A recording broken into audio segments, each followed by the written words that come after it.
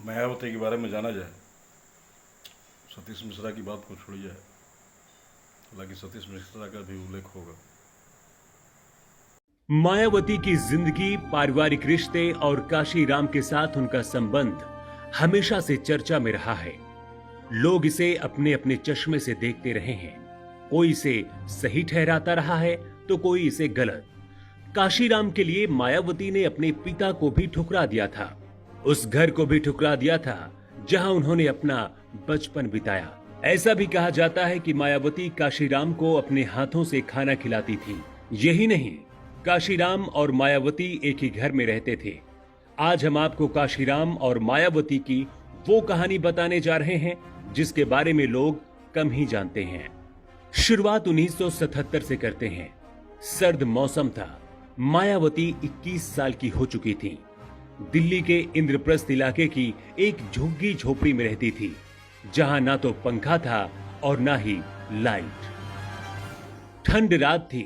मायावती लालटेन की रोशनी में उस दिन पढ़ाई कर रही थी। तभी रात के करीब 11 बजे किसी ने दरवाजे की कुंडी खटखटाई।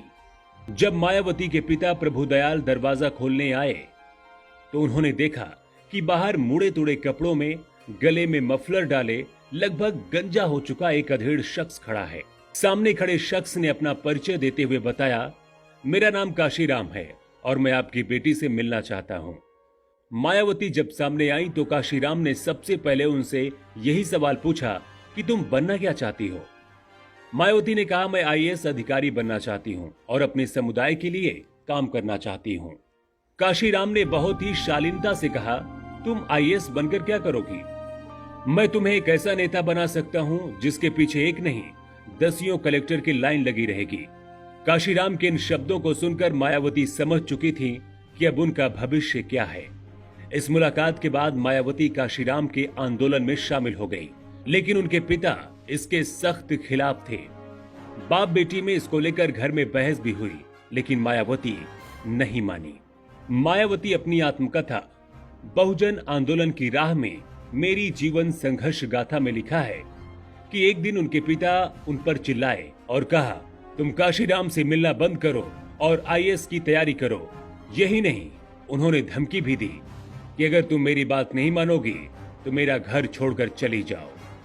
आज से करीब 40 साल पहले किसी जवान लड़की का घर छोड़ना और बाहर रहना आसान नहीं था, लेकिन मायावती ने काशीराम के लिए अपने घर परिवार को छोड़ने का फैसला किया और निकल पड़ी काशीराम के दफ्तर पार्टी की तरफ। उस जमाने में एक लड़की का घर छोड़कर अकेले रहना, वो भी गरीब और दलित का, आसान नहीं था। मायावती किराए का घर लेकर अलग रहना चाहती थी, लेकिन उनके पास इतने पैसे नहीं थे कि वो किराए के कमरे का पैसा दे सके। ऐसे में उन्होंने काशीराम की पार्टी कार्यालय में ही रहना सही समझा।